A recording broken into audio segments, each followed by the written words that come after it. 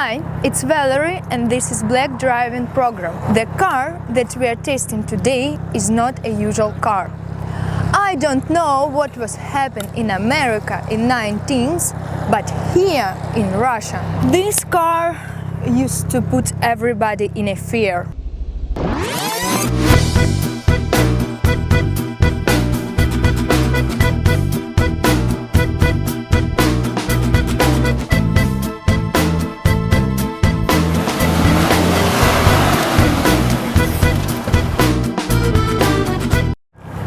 At that moment, BMW 7 Series had status, the anger, and many were afraid to look into the blackout windscreen.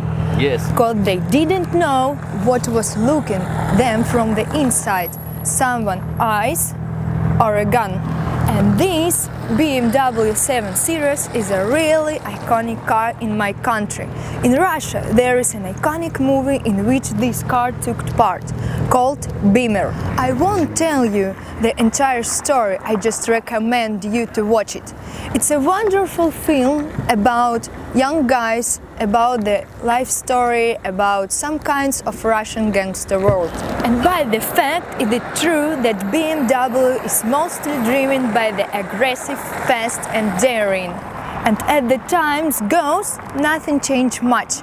For some reason, especially this 7 stuck in the memory of all my generation. Может грубо, блять, но по-другому не сказать.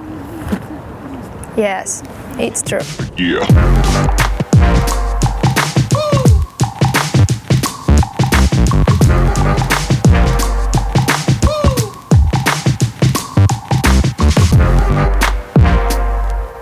When this car first introduced, it was a real tour de force.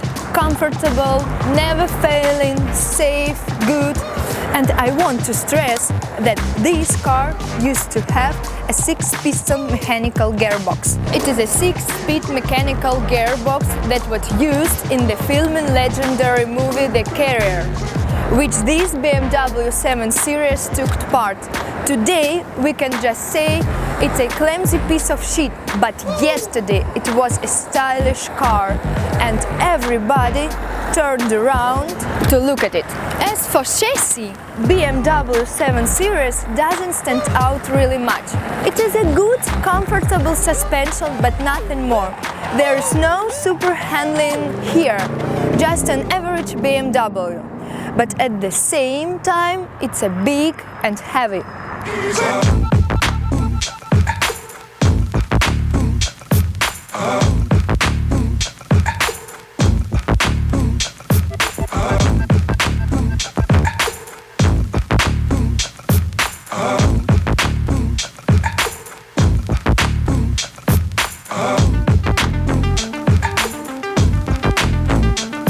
Okay, let's start.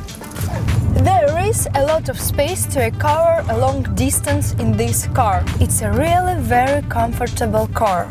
Okay, look at the buttons. They're simple, clear, understandable, without any excessive curves. Look at the glass units in the window. It's a really very cool for that time. The transmissions in this car is not so fast as I like, but it is cool enough. By the way, this car had some problem with transmissions. As a rule, tail fail block tender to leak. And I also want to say that in 1998 a TV in a car was believed to be very, very cool. Audi didn't have it yet, Mercedes didn't have it yet, BMW, it was the first model in this class that put a TV and a stock multimedia system. Of course, the menu isn't very beautiful, navigation isn't either, but for that time it was really, really cool. And by the way, BMW 7 Series in 1992 was the first car to have a xenon. Oh, the steering wheels is fine, but nothing special. I won't say much about the buttons inside because they was absolutely outdated. There are more interesting things to talk about. In the past, there was no Euro 2, Euro 3, Euro 4, and because of them, people started using less quality material. For example, leather in BMW cars now is not as good it was before, and at the time it was true quality leather. And BMW 7 Series has such a great leather interiors that still there are cars made in 1991, 1992, 1995, in which leather is now better than in new BMW 7 Series bought half a years ago. The engine in this car is the old 4.4. Okay, it's exactly the engine that is now saving damned BMW from an ultimate collapse. I'll explain why. Because the engine in the BMW 7 Series is essentially the same as an E34 body of the BMW 5. It's a 4.4 liters engine. Its engine was used in the E39 body, in the old BMW 5, in the 540 models. This engine is used in BMW 7 Series. This engine, its cylinder block, is used in the new BMW 7 Series. They put this 4.4 engine in the first X5 and they used it in the next X5 body. It's the same engine. Even X5M that I have is still the same 4.4 engine. I mean, they've enhanced it, added forged parts, installed the turbines and the power increased dramatically. And the car is still alive. And the engine is weak, so it is dying. X5M have the same 4.4 engine. It is enhanced, there are powerful turbines, it is strong, has a good cooling system and it had to have another engine. It had to have a 6.1 with 700 horsepower, an atmospheric racing engine from BMW. But unfortunately, when the crisis hit in 2008, everybody sucked and had to leave to the old fucking way. America has imposed sanctions on us, gorgeous Russians, but the Germans can't boast of as much as they want. But they shouldn't say, shit, the crisis is still here, because the new BMW F15 had the same engine 4.4. Dear engineer that designed this engine, we are addressing you. Please help these idiots make something low cost for the crisis, but still of your motor's quality, so it can take its place in history. I'd like to meet that guy, that engineer, who is still covering the asses of those dickheads. Let's count!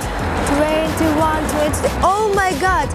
24 years have passed since 1991. The BMW has been putting its old shit in the new covers and sealing it to dames like us. I mean, they're changing headlights, changing interiors, changing shapes, and they're bringing the money. Very happy we give the fucking money to insurance companies, give it to everyone. And then we drive the same old engine. In effect, if we look at the BMW history of 25-30 years ago, we'll see that they actually didn't have any super motors or super developments. If we take a look at the new M's, we'll only see 6-cylinder straight motors and V8, and that's all. There are no more super developments of V12. V12 engine aren't that robust 4-cylinder motor. There are 2 liters and 2.2 liters and 2.8 liters. They're all one. And the same 4-cylinder engine.